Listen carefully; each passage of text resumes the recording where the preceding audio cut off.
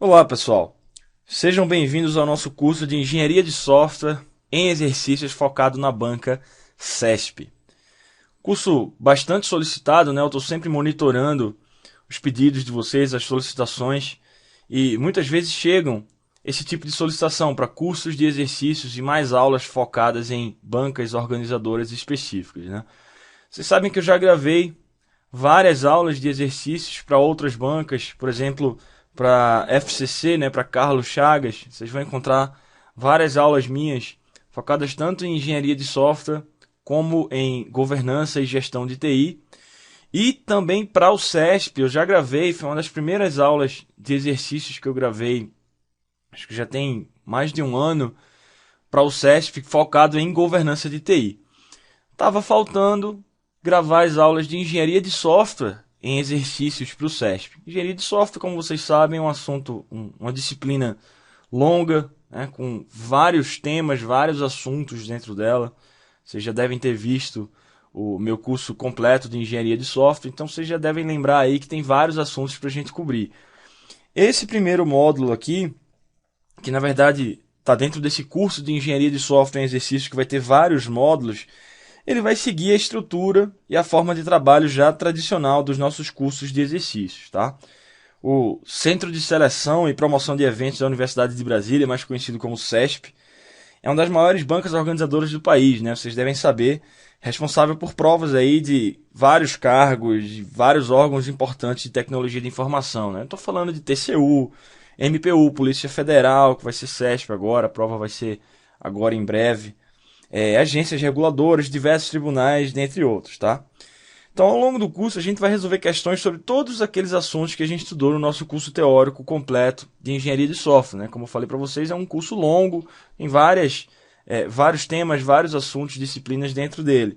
Falando de assuntos como requisitos, análise, projeto, ML, testes, análise de ponto e função e assim por diante. A minha intenção é, durante esse curso aqui, que tem vários módulos, cobrir todos esses assuntos que a gente viu no nosso curso de engenharia de software. Agora, nesse primeiro módulo aqui, como vocês devem estar vendo na tela, a gente vai ver questões mais sobre processos, modelos de ciclo de vida gerais da engenharia de software, inclusive metodologias ágeis, tá? A gente também vai ver aqui métodos ágeis nesse nosso primeiro módulo e ferramentas case, ok? Agora, antes de eu começar a mostrar as questões e resolver comentar com vocês aqui, deixa eu passar os meus recados habituais, tá, pessoal? Sobre o que é um curso de exercícios, o que é que você deve esperar sobre ele, para a gente alinhar as nossas expectativas. É importante eu falar sobre isso para você saber exatamente quais são os nossos objetivos e o que você vai esperar desse curso, ok? Eu sei que quem já viu outros cursos meus já deve ter meio que cansado de ouvir isso daqui que eu vou falar agora, mas é importante eu falar isso aqui porque sempre há alunos novos, né, assistindo às aulas. Tem gente que é mais experiente, tem gente que está começando agora. Então é importante a gente alinhar isso daqui. Rapidamente, tá? Olha só.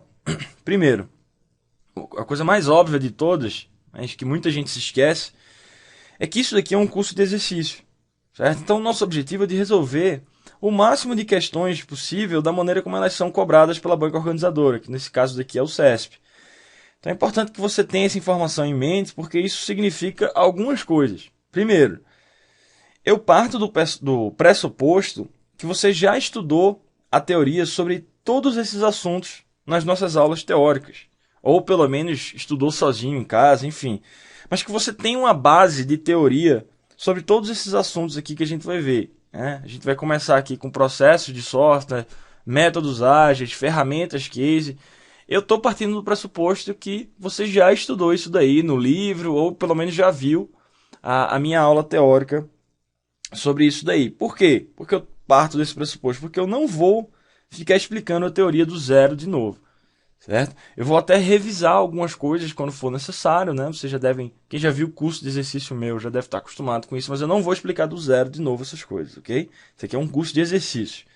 Então vou apenas revisar alguns pontos da teoria quando for necessário para contextualizar algum assunto e mesmo assim, nem sempre. Se a questão for muito fácil, por exemplo, eu só vou fazer um comentário ali sobre ela, né? Falar, ó, pessoal, se lembra disso daqui? A resposta é, sei lá, verdadeira, tá? Porque isso daqui é muito fácil, aqui você tem que saber já. Isso aqui a gente já viu na nossa aula. Agora, se for uma questão mais difícil, uma questão que existe uma subjetividade ali de interpretação, é claro que eu vou dar algumas dicas, eu vou comentar para não restar nenhuma dúvida sobre aquilo que a gente fez naquela questão, certo? Bom, beleza. Primeira coisa é isso, é um curso de exercício. Segundo, vocês estão recebendo como material de apoio desse módulo uma lista de exercícios na qual eu me baseei para a gente resolver essas nossas questões aqui. A minha intenção, certo, é de resolver o máximo de questões que eu consegui, como eu falei anteriormente, certo? Mas eu não tenho a intenção de resolver todas as questões dessa lista de exercícios que eu estou passando para vocês aí como material de apoio. Até porque muitas questões meio que se repetem, pessoal. Ao longo dos anos, é como se a criatividade das bancas organizadoras tivesse um certo limite, né? Então não dá para ficar criando questão nova toda vez. Então muitas questões meio que se repetem. Então meu objetivo é resolver o máximo de questões que a gente conseguir, mas algumas que sobrarem, ela vai ficar como essas questões vão ficar como banco de questões para você resolver mais tarde aí na sua casa como complemento, certo? Tenho certeza que depois dos comentários aqui dessa nossa aula você não vai ter problema nenhum em resolver essas questões que sobrarem aí, ok? Então não vou esgotar toda a lista de exercícios, vou resolver as questões mais importantes e mais significativas, certo? E vou tentar meio que dividir igualitariamente o tempo entre os assuntos que a gente vai ver nesse nosso primeiro módulo aqui, né? Modelos de ciclo de vida, métodos ágeis, ferramentas case. Ferramentas case um pouco menos, né? Porque cai menos. Mas principalmente em processos e métodos ágeis eu vou tentar dividir igualitariamente o tempo, ok? Bom, em terceiro, como eu falei já, em vários momentos eu vou dar uma revisada rápida na teoria para contextualizar os assuntos. Né? Eu não me limito apenas a mostrar os gabaritos das questões, né, pessoal? Eu acho que é tarefa do professor lhe ajudar com dicas, mostrar as possíveis pegadinhas das questões, como você interpreta elas, o que é que mais cai, o que é que cai menos, né? Não adianta o professor ficar só fazendo meio que uma engenharia reversa dos gabaritos das questões, né? Mostra a questão, mostra o gabarito e passa para a próxima. Pô, isso aí não está ensinando nada, né? Então, claro que eu vou fazer comentários, vou dar dicas para vocês, mostrar os macetes de como resolver essas questões. Por isso, eu vou dar sim uma revisada básica na teoria, tá? Mesmo partindo do pressuposto que você já estudou elas. Agora, é como eu sempre digo nas minhas aulas, o professor, ele é apenas um facilitador, certo? Eu mostro o caminho das pedras para vocês, mas quem tem que trilhar esse caminho são vocês. Como é que você trilha esse caminho? Não tem jeito, pessoal. Você tem que estudar pelas bibliografias recomendadas. Por isso que eu sempre busco mostrar os livros indicados nas minhas aulas. Aqui, para engenharia de software, especificamente, vocês devem estar cansados de saber que os dois livros mais indicados são o livro do Pressman e o livro do Somerville. Dois livros famosíssimos aí, usados em cursos teóricos de engenharia de software. O livro do Pressman, mais novo, está na 7ª edição. O livro do Somerville, mais novo, está na 9ª edição. Ambos esses livros vão cobrir todos esses assuntos aqui que a gente está vendo. Tem outros livros, por exemplo, tem livros para metodologias ágeis, talvez até mais indicados? Tem, mas esses dois, né, o Pressman e o Somerville, são os básicos para esses assuntos principais da engenharia de software, certo? Então, fica essa dica para vocês. Isso aqui é um curso de exercício? Mas você tem que ter uma base teórica para resolver isso daqui. E você só consegue isso vendo aulas, ok, né? Debatendo em sala de aula, ok, mas tem que ler os livros. Não tem escapatória disso daí. Eu sei que demora, eu sei que os livros são grandes, mas, assim, não existe nada que vem de graça, pessoal. É aquela história, né? No pain, no gain. Sem esforço você não vai ter benefício, certo? Bom, é basicamente isso que eu queria lembrar a vocês. Esse é um curso de exercício e o nosso foco vai ser em resolver questões, dar dicas, macetes, identificar pegadinhas, etc. Entender o estilo do CESP, né, para aumentar a sua taxa de acerto nas provas. Vou fazer algumas revisões durante a aula para contextualizar alguns assuntos. E por falar em estilo do CESP, eu queria fazer alguns comentários aqui, né, para terminar essa introdução, sobre essa banca. Como vocês já devem saber, ela é uma banca organizadora grande, né, relevante, responsável, como eu falei, por alguns dos maiores concursos de TI do país. Mas ela tem um estilo muito peculiar, né? Muitas provas feitas pelo CESP, elas são do estilo certo ou errado, né? Ou seja, verdadeiro ou falso. algo que, via de regra, não costuma acontecer com outras bancas, né? A maioria das outras bancas é no estilo ABCDE, né? No estilo múltipla escolha. Só um comentário, tá? O CESP também trabalha em algumas provas com questão de múltipla escolha. Depende da encomenda do órgão solicitante. Mas a maioria das provas do CESP realmente é de verdadeiro ou falso, certo? E certo ou errado. E essas provas de VOF, elas trazem um complicador a mais, né? Que é a questão da subjetividade. Muitas vezes, uma vírgula pode mudar o entendimento da questão, a interpretação que você dá a ela, se vai ser verdadeira ou falsa. Então, eu estou dizendo isso porque vai ser normal, em alguns momentos aqui desse nosso módulo, durante todo esse nosso curso, eu, por exemplo, discordar do entendimento de alguma questão, ou pelo menos dizer que ela está incompleta, coisas desse tipo, certo? Então, deixa eu já dar uma dica importante para vocês. Qualquer pessoa que for fazer prova do CESP, escuta isso que eu vou falar agora. As questões do CESP, elas têm que ser interpretadas dentro de um contexto e um estilo específico dessa banca. Não adianta você querer interpretar todas as questões do CESP ao pé da letra, da maneira mais completa, da maneira mais rígida possível, porque você vai errar muitas questões assim. Você tem que se acostumar com o estilo dessas questões e saber identificar o que é que elas estão cobrando. Ah, mas como é que eu faço isso? Não tem jeito, isso só vem com a experiência. Você tem que fazer muitas questões do CESP. Isso vale para qualquer banca organizadora, na verdade, tá, pessoal? Se você está focando numa banca específica, você tem que trabalhar muitas questões daquela banca específica para entender o estilo dela e entender como ela cobra as questões. O que é que ela está querendo dizer em alguns casos. Então, em alguns momentos, algumas questões vão ser subjetivas, né? Eu vou estar falando aqui e você pode estar pensando aí, ah, não, mas essa questão eu não interpreto dessa forma, eu interpreto de outra. Pode acontecer isso? Pode. A nossa missão aqui é desvendar, o nosso desafio é desvendar a interpretação do CESP. Meio que pegar a jurisprudência, o histórico de questões do CESP e entender, ó, pessoal, quando o CESP fala isso daqui, geralmente o entendimento é esse daqui. Isso só vem com a experiência, é algo que eu vou tentar passar para vocês aqui durante as nossas aulas desse nosso curso aqui de Engenharia de Software e Exercícios do CESP, certo?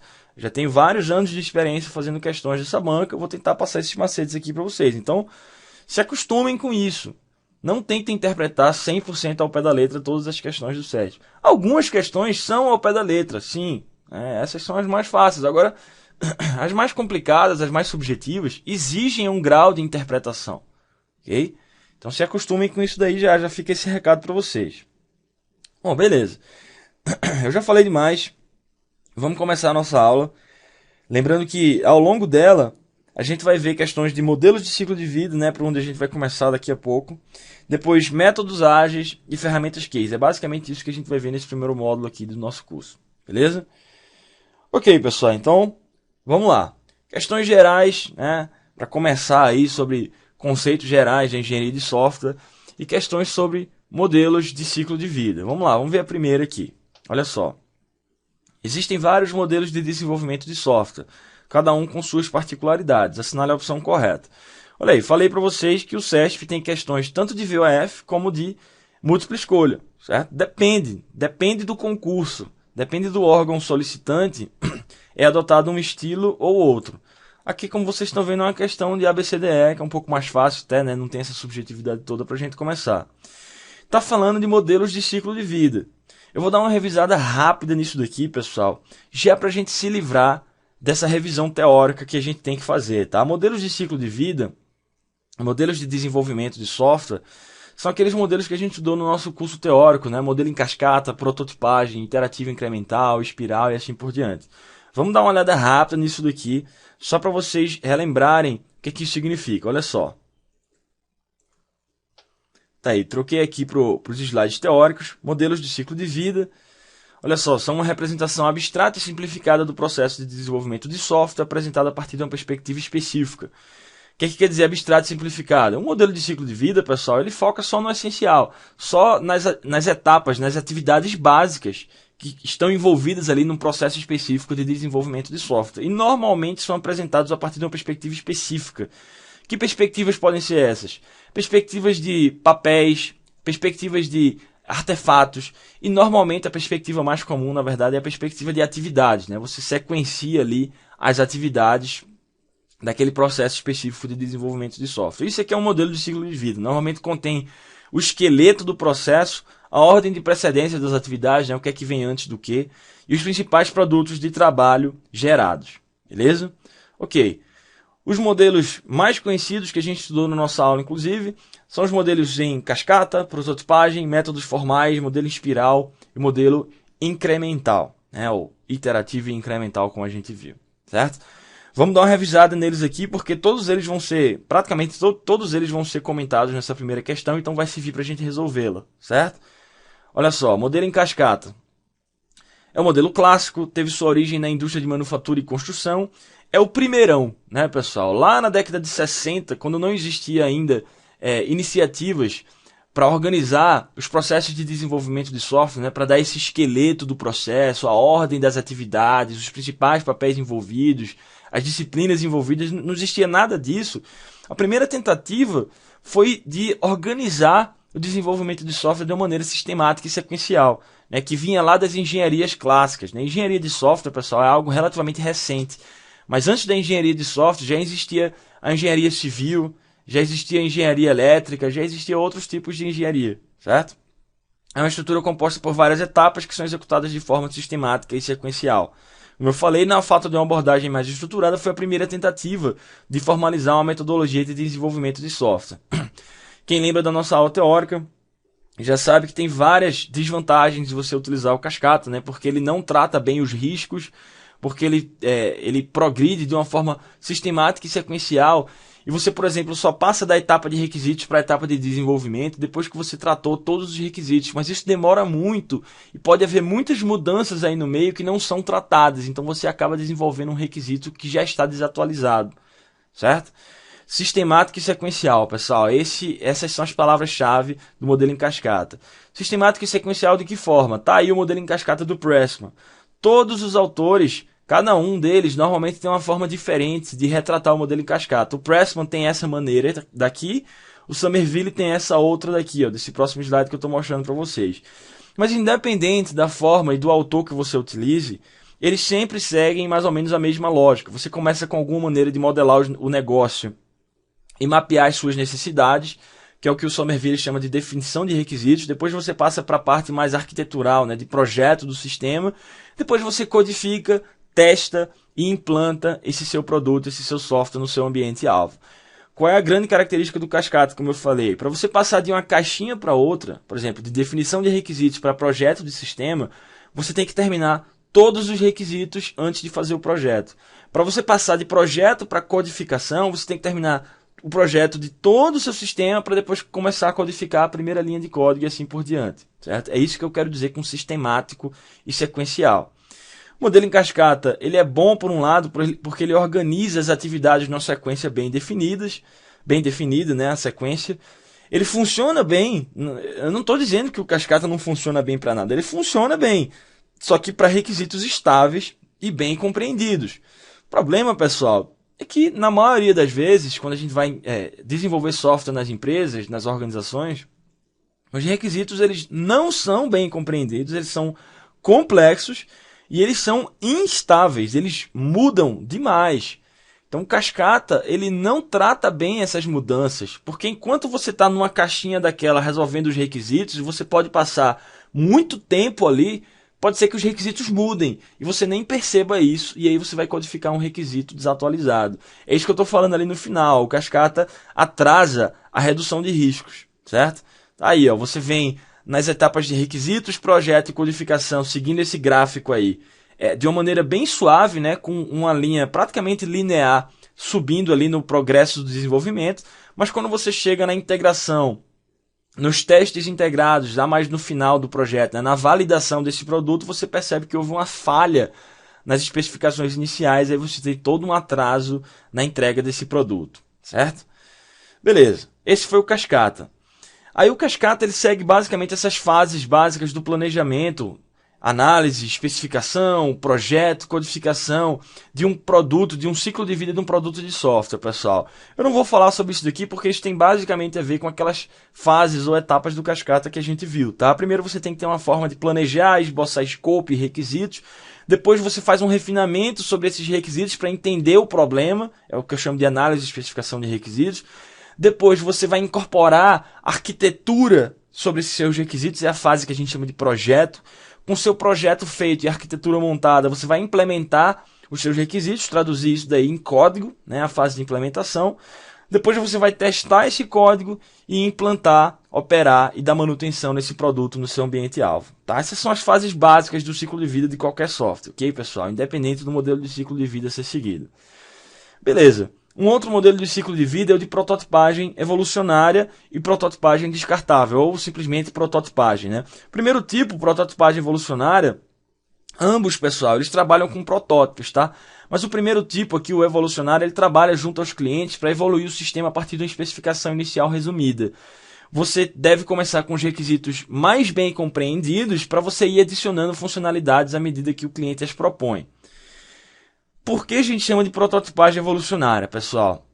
E por que aqui no próximo slide, né, a gente chama de prototipagem descartável? Porque na prototipagem evolucionária a gente gera um protótipo para o cliente, para o usuário navegar, né, brincar com aquele protótipo ali, mas a gente não descarta esse protótipo. A gente pega esse pedacinho que a gente chama de protótipo e vai evoluindo ele mais para frente com versões posteriores. Tá? É o que eu estou falando aqui, ó.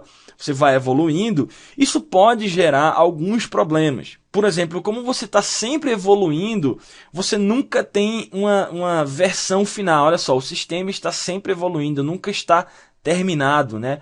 E a prototipagem evolucionária ela pode gerar alguns problemas, como por exemplo, de ter uma documentação pobre, né? Porque o desenvolvedor pensa assim, pô, essa não é a versão final, então eu não vou codificar aqui 100%. Então, pode ser que a documentação seja um pouco esquecida, os padrões sejam um pouco relaxados e a documentação torne-se um pouco pobre. Por quê? Porque você vai evoluindo esse protótipo, por isso o nome, né? Prototipagem evolucionária, até você chegar num estado que o cliente considere satisfatório, mas você nunca sabe quando é que vai chegar a esse ponto. Então, por isso que a documentação nesse meio tempo pode se tornar um pouco pobremente estruturada. Essa é a prototipagem evolucionária. Você começa com os requisitos mais fáceis, ó, mais bem compreendidos, ó, tá sublinhado ali para vocês, porque o objetivo é entregar algo o mais rápido possível para o seu cliente. Já a prototipagem descartável também trabalha com protótipos, mas agora você gera um protótipo, mostra para o seu cliente, para o seu usuário, para ele brincar e navegar ali, e depois você descarta aquele protótipo. Porque o objetivo da prototipagem descartável, na verdade, não é de você evoluir o protótipo, mas sim de você compreender algum requisito complicado. O que a gente faz, pessoal, quando a gente tem um requisito complexo, né, que é um desafio, é difícil demais de colocar ele só no papel? A gente gera um protótipozinho para a gente brincar, navegar em cima daquilo e entender melhor o requisito. Mas depois que o requisito foi bem compreendido, a gente descarta esse protótipo e pode passar para o próximo requisito, certo? Para isso que serve a prototipagem descartável. Beleza, essa é a prototipagem, a gente já viu isso no nosso curso teórico. Eu sei que eu estou indo rápido, tá, pessoal? Antes que alguém pense, pô, mas ele está indo rápido demais. Eu estou indo rápido demais porque isso aqui é só uma revisão. Se você quer essas explicações bem lentas, bem detalhadas, veja lá o nosso curso teórico de engenharia de software, a primeira aula, inclusive, eu falo sobre tudo isso daqui. Aqui eu sei que eu estou indo de velocidade turbinada, mas é só para revisar, para não encher o saco de quem já viu isso daqui no curso teórico, certo? Bom, a gente tem os métodos formais, que são técnicas matemáticas para você especificar, desenvolver e verificar os seus softwares. Você tem linguagens específicas, matemáticas, que provam que a especificação de um software está correta antes de implementá-la, certo? Então, olha só, o software é especificado utilizando técnicas formais e após a prova dessa especificação, olha ali embaixo, especificação 1, especificação 2, depois que você prova essas especificações matematicamente, é que você parte para a implementação. Então, teoricamente, a sua implementação ela já vai estar correta e completa por prova formal matemática, ok? Obviamente, a vantagem de você utilizar métodos formais é que você tem essas provas matemáticas da especificação do seu software. Então, é possível gerar programas corretos e completos pela própria construção utilizando esse modelo. Mas, obviamente, o problema disso é que é um método complexo de ser aplicado, né? Normalmente eles têm sido aplicados apenas a desenvolvimento de sistemas críticos, né, por questão de segurança. Sei lá, você vai desenvolver um módulo da NASA, por exemplo, não pode ter falha nenhuma, né? Então por isso que você tem que usar um método mais formal. É esse modelo de ciclo de vida que a gente chama de métodos formais, onde a especificação do seu produto, do seu software, ela é aprovada matematicamente antes de ser implementada. Beleza. Aí a gente vem para os modelos iterativos, pessoal. Modelos iterativos, eles resolvem o seu problema por partes, por pequenos passos, que a gente chama de iterações. Qual é a motivação por trás de modelos iterativos? Porque os requisitos do seu sistema, eles estão sempre evoluindo, estão sempre mudando. Então, ao invés de tratar todos os requisitos de uma única vez, a gente vai tratar pequenos pedaços dos meus requisitos várias vezes, que a gente chama de várias iterações, através de várias passadas de desenvolvimento. Okay? Modelo iterativo vocês devem estar cansados de conhecer, né, pessoal? O Hoop é iterativo incremental, o Scrum é iterativo incremental, o XP é iterativo incremental. Na verdade, todos os métodos ágeis que eu conheço são iterativos incrementais, ok? Tá lá, ó. Modelo iterativo incremental, a ideia é desenvolver e entregar o software em incrementos, em pequenos pedaços e não tudo de uma única vez, como acontece no Cascata.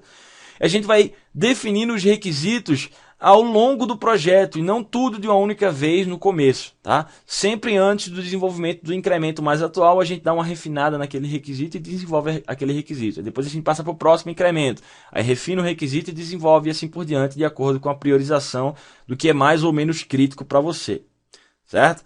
Beleza, eu vou pular isso daqui, vocês já estão sabendo. As vantagens do desenvolvimento incremental, né? Que o cliente ele pode ter um feedback sobre o que está acontecendo. Você simplesmente não se tranca na sua fábrica de software, como a gente faz no Cascata, né? Para refinar requisitos e depois fazer o projeto, e depois codificar e depois testar. Na verdade, você faz cada um desses passos, dessas atividades, várias vezes ao longo do projeto. Então o cliente ele pode receber e avaliar as entregas várias vezes no seu projeto, inclusive de forma mais precoce, mais cedo, certo? Por que isso é bom? Porque quando o cliente recebe esses resultados, ele vai lhe dizer se aquilo está bom ou ruim, se você está no caminho certo ou errado. Então se você estiver no caminho errado, por exemplo, é possível você replanejar as próximas iterações do seu projeto de acordo com o feedback que você recebeu. E por isso o risco geral do projeto tende a diminuir, o risco geral de fracasso tende a diminuir. Certo? Isso é o desenvolvimento iterativo incremental. Um modelo iterativo, pessoal, um modelo iterativo é qualquer modelo que resolve o seu problema por passadas. Seja através de incrementos no desenvolvimento iterativo incremental, seja através de voltas nessa espiral aqui no modelo que a gente chama de desenvolvimento em espiral. Certo? Que é o último aqui que a gente vai ver antes de voltar para a nossa questão.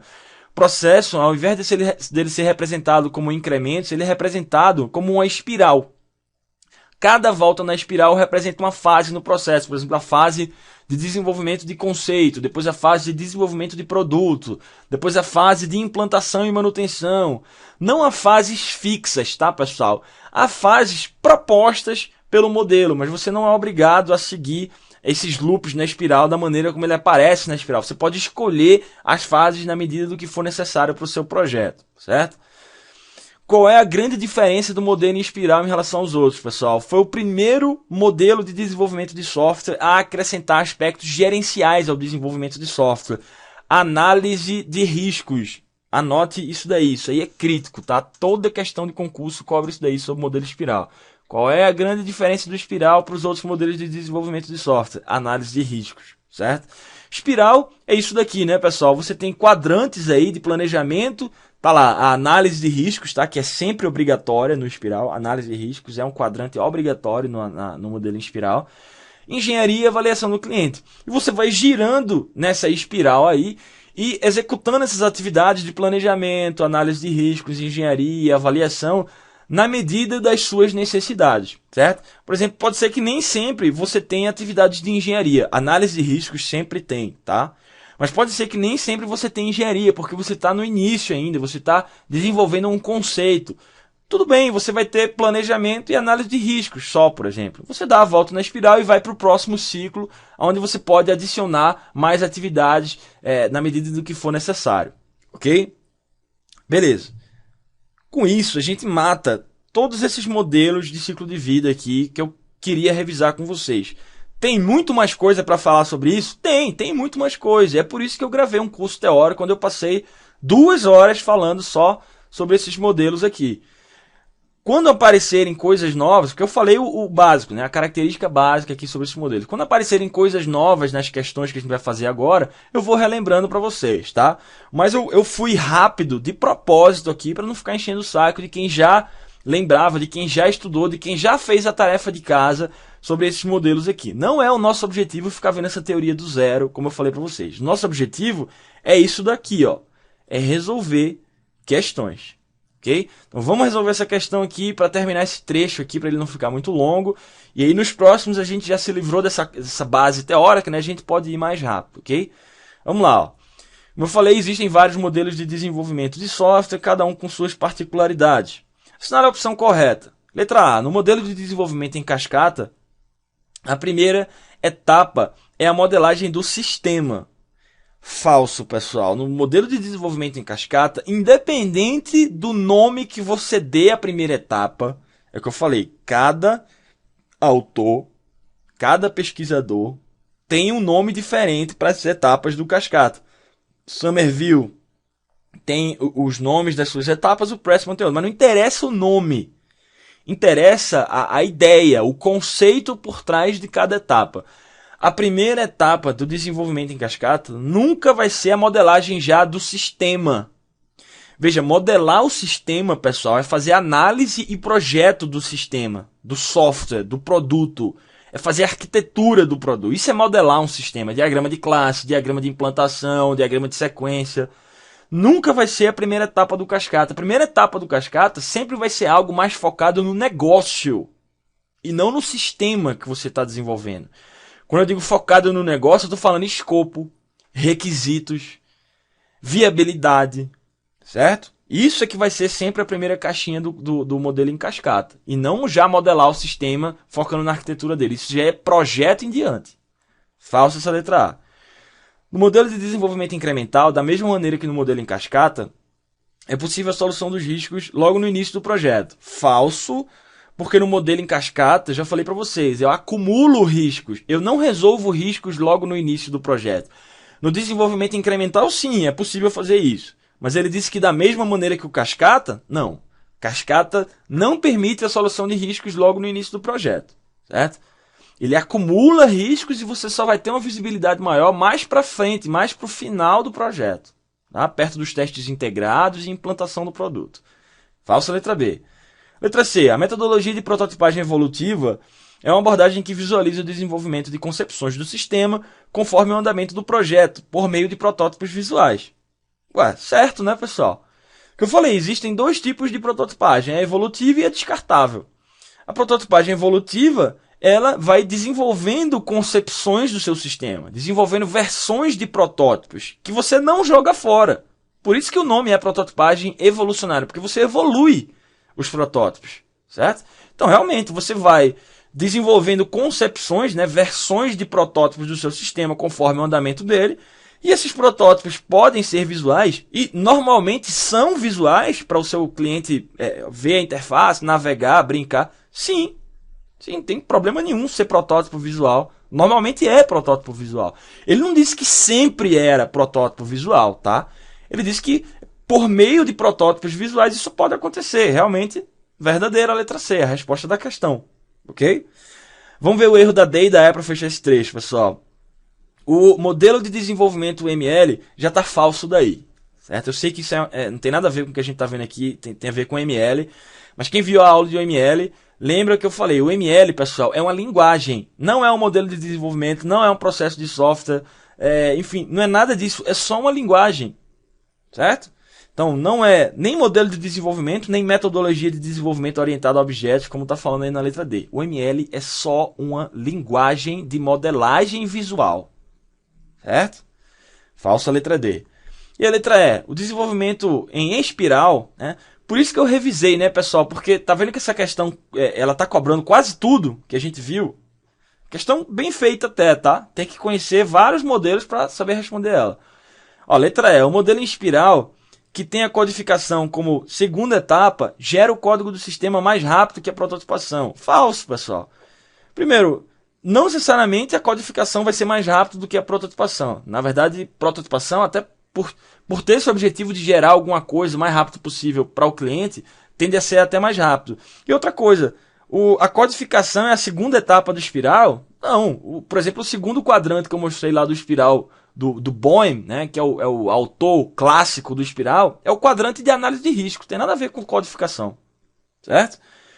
Bom, ufa, né? Eu sei que foi rápido, mas serviu para a gente matar essas teorias aqui e fazer essa primeira questão. Nas próximas a gente pode já se basear nessa carga teórica e fazer mais tranquilo.